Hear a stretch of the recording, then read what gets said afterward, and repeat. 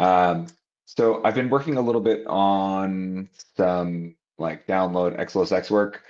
Um, and uh,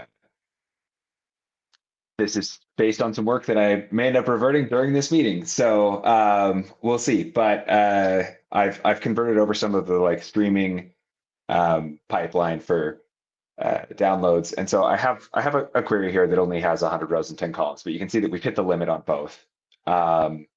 And I put those into a spreadsheet here with some conditional formatting. And what I'm doing to put all the data in here is actually a single calculation in the first cell that is a spill calculation, like it's an array calculation that just overflows out of the cell into every other cell, assuming that there are cells and that they're empty. So um, that allows it to kind of grow unboundedly, which means that if I went to the dashboard and I created a schedule for it, um, I could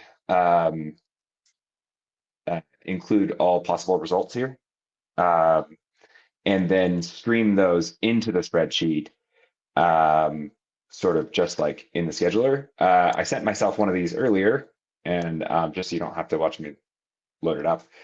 This is the same guy, and it's based on the same query.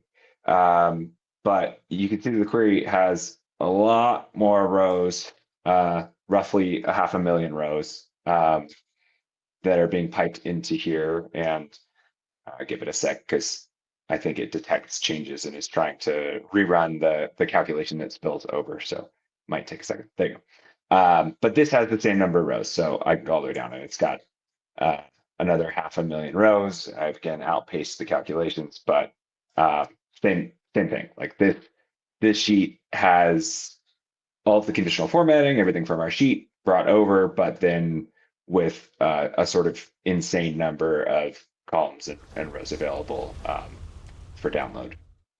So that is demo one.